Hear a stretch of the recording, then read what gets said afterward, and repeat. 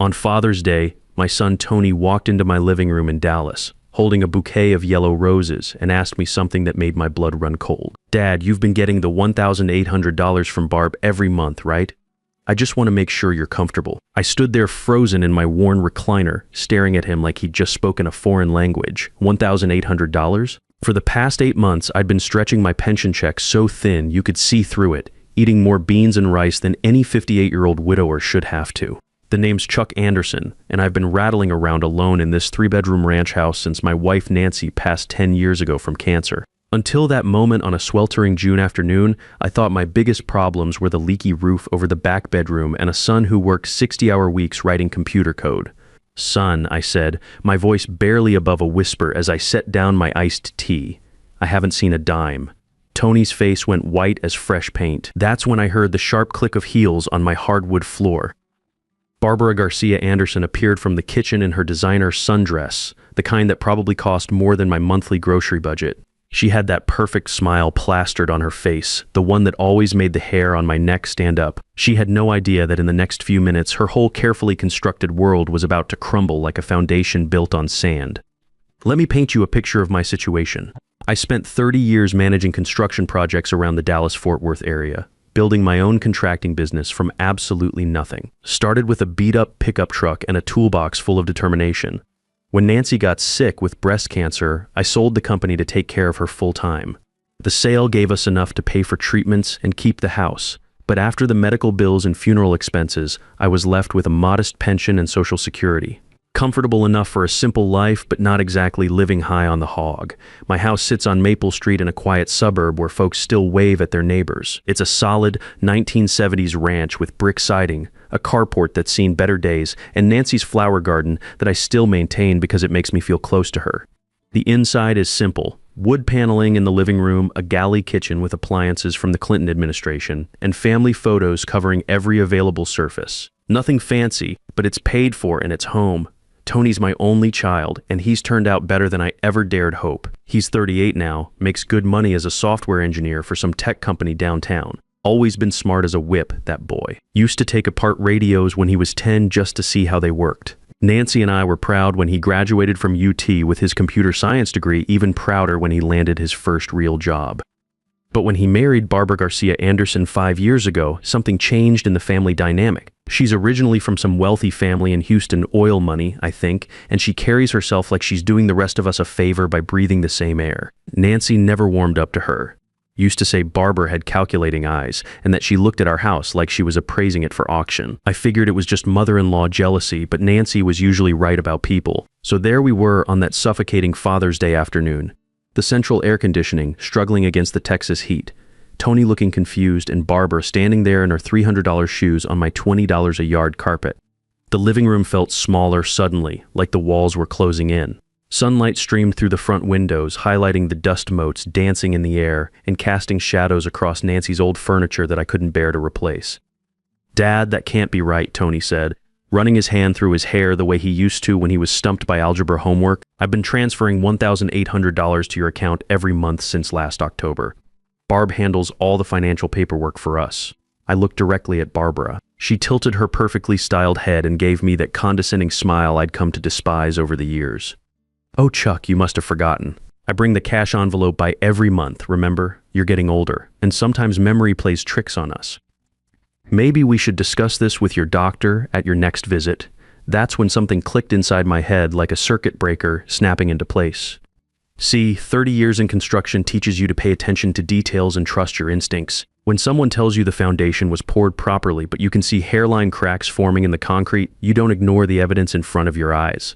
When a subcontractor swears he ordered the right materials, but the delivery doesn't match the invoice, you start asking hard questions. And I knew with absolute certainty that Barbara Garcia Anderson had never given me so much as a dollar bill, let alone an envelope containing $1,800. "Barbara," I said, keeping my voice steady as a level, "when exactly do you stop by with this money?"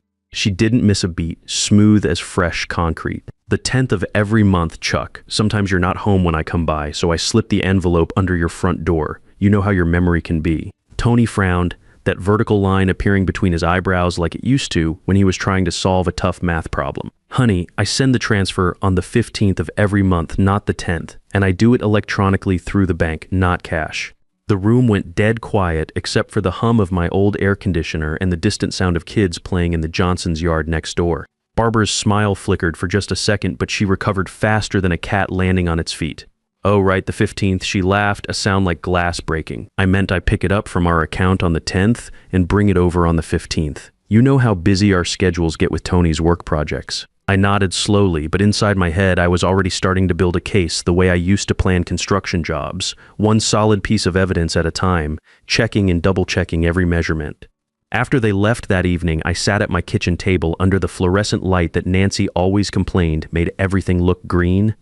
The Formica table was the same one we'd bought at a garage sale 25 years ago, scratched and worn but still solid. I pulled out one of my old project notebooks, the spiral-bound kind I used to track job expenses and material deliveries, and started doing some math that made my stomach turn. $1,800 a month for 8 months equals $14,400. That money could have fixed my leaky roof, replaced my 1998 Chevy pickup that burns oil like a steel mill, and let me eat something besides store-brand everything at the grocery store. Instead, I'd been living like a church mouse while my daughter-in-law was apparently living it up on what should have been my support money. I started writing down everything I could remember about Barbara's monthly visits to my house.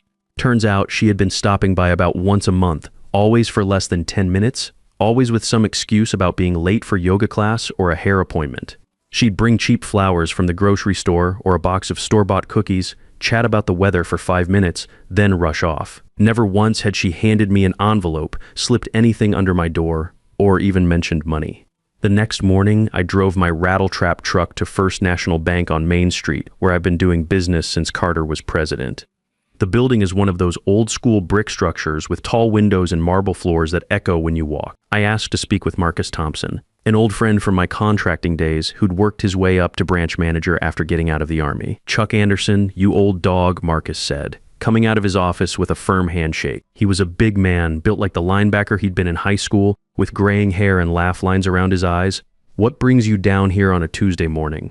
"Need you to look into something, Marcus. Has my account received any deposits or transfers from my son Tony in the last 8 months?" Marcus led me into his office, a cramped space with motivational posters on the walls and family photos covering his desk. He pulled up my account on his computer screen, his expression growing more serious with each click. "Chuck, I'm showing your regular pension deposit in Social Security, but no transfers from Anthony Anderson. Last family transfer I see was back in February, and that was Nancy's life insurance settlement." I thanked him and walked out of that bank feeling like someone had hit me with a sledgehammer. The morning sun seemed too bright, the traffic too loud. I sat in my truck in the parking lot for 10 minutes, just trying to process what I'd learned. But here's the thing about spending 30 years in construction. You learn not to panic when you discover a problem. You don't start tearing down walls or digging up foundations until you understand exactly what you're dealing with. You investigate methodically, gather all the facts, and then you make a plan to fix it the right way. Over the next 5 months, I built my case like I was managing the most important project of my life. I started keeping a detailed log in my notebook, recording every interaction with Barbara. When she visited on August 12th, I wrote down that she wore a new designer dress and drove a car I didn't recognize, a white BMW that probably cost more than my annual pension. When she called on September 3rd to cancel a visit because of a charity luncheon, I noted that I could hear restaurant noise and clinking glasses in the background. I also started paying attention to details I'd missed before. Barbara always seemed to have fresh manicures, expensive purses, and clothes with tags from stores I couldn't afford to window shop at. For someone who claimed to work part-time at a boutique, she sure lived like money was no object. The breakthrough came when I called Tony's office and asked to speak with someone in accounting. I told them I was Chuck Anderson, Tony's father, and I needed to verify some tax information about family support payments. The woman I spoke with was helpful, but careful about what she could share.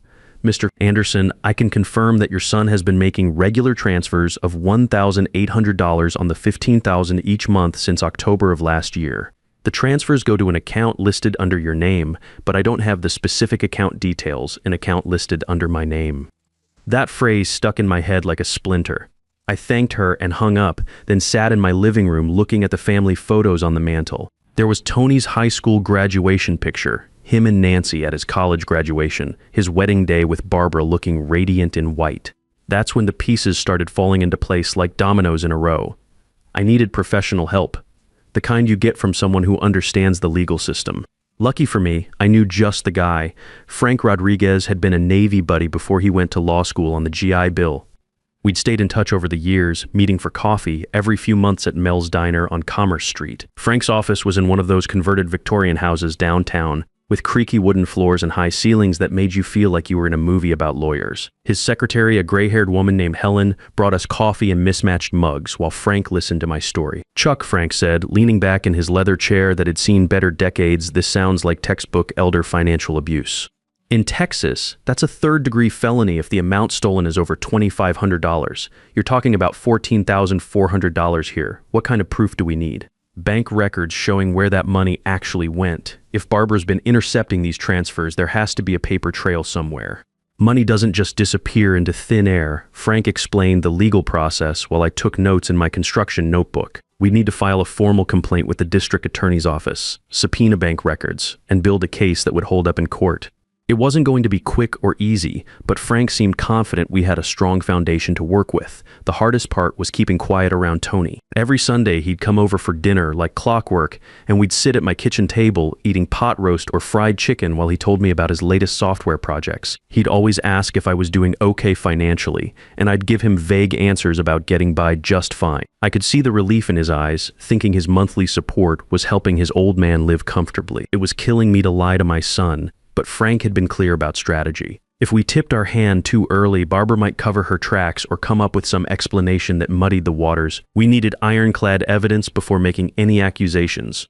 The breakthrough came in November when Frank's subpoena request was approved. 2 weeks later, we were sitting in his office looking at bank statements that made my blood boil. There it was in black and white. 8 transfers of $1,800 each, sent from Anthony Anderson to something called the Charles Anderson Support Trust account. But the account number wasn't mine. "Son of a bitch," I muttered, then apologized to Helen, who just smiled and said she'd heard worse.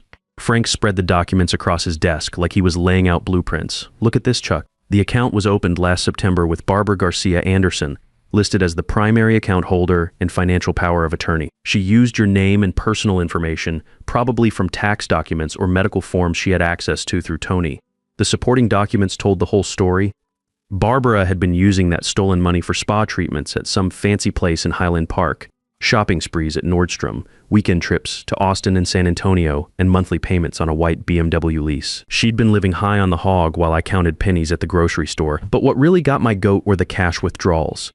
Every month, right after Tony's transfer hit the fake account, Barbara would withdraw $800 in cash. Frank and I figured she was probably telling Tony she was giving me that money in person, keeping the rest for her spending sprees. "We've got her dead to rights," Frank said, organizing the papers into neat piles. "Identity theft, elder financial abuse, fraud. The district attorney's going to love this case." I spent the next month planning the confrontation like I was managing a complex construction project. Every detail had to be perfect, every tool in place, every person knowing their role. I decided to invite Tony and Barbara over for Sunday dinner in mid-December, right before Christmas. I'd make Tony's favorite meal, Nancy's pot roast recipe with mashed potatoes and green beans, and create an atmosphere so normal and comfortable that Barbara would never see what was coming. The week before the dinner, I cleaned my house from top to bottom, polished Nancy's good china, vacuumed the carpets, even washed the windows until they sparkled. I wanted everything to look perfect, like a family celebration. Frank would be there too, just as an old friend dropping by for coffee and dessert. On the appointed Sunday, I got up early and started cooking. The smell of pot roast filled the house, mixing with the scent of the pine Christmas tree I'd put up in the corner of the living room. Nancy's nativity set was displayed on the mantle, the same ceramic figures we'd collected over 25 years of marriage. Everything looked warm and welcoming, the kind of scene Norman Rockwell would have painted. Around 4 p.m., I heard Tony's Honda Civic pull into my driveway. Through the front window, I watched them get out, Tony in a sweater and khakis, Barbara in what looked like a new outfit that probably cost more than my monthly electric bill. She carried a bottle of wine and wore the kind of smile that made my teeth ache. "Dad, something smells incredible," Tony said, giving me a hug in the front hallway. The living room looked cozy with the tree lights twinkling and Nancy's old crocheted Afghans draped over the furniture. Barbara handed me the wine with that practiced smile. "Chuck, you've really outdone yourself. The house looks lovely." "Well, it's Christmas time," I said, taking their coats. "Families should be together for the holidays." We sat down to dinner at 5:30, everything laid out on Nancy's good tablecloth with the Christmas pattern.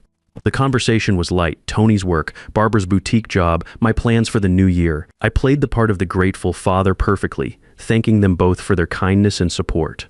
Barbara seemed completely relaxed, even chatty. She talked about her holiday shopping plans and a New Year's trip they were planning to Colorado. I nodded and smiled, all while thinking about those bank statements sitting in Frank's briefcase in his car outside. During dessert, Nancy's famous apple pie with vanilla ice cream, I excused myself to answer a knock at the front door. Frank Rodriguez stood on my porch with a manila folder under his arm, playing his part perfectly. "Chuck, sorry to bother you on Sunday, but I was driving by and wanted to drop off those documents we discussed." "Frank, come on in. You remember my son Tony, and this is his wife Barbara." Frank shook hands all around, his lawyer's smile giving nothing away.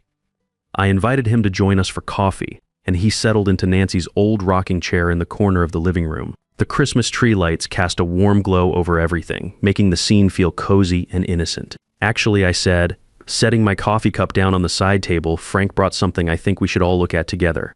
I opened the manila folder and pulled out the bank statements, spreading them across the coffee table like I was showing off family photos. Tony leaned forward, his engineer's mind immediately focusing on the numbers and account details. "What is this, Dad?"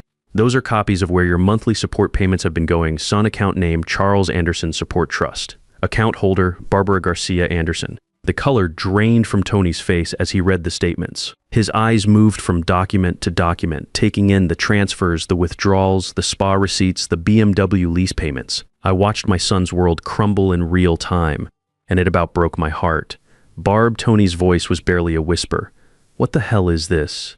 Barbara tried to maintain her composure, but I could see the panic creeping into her eyes.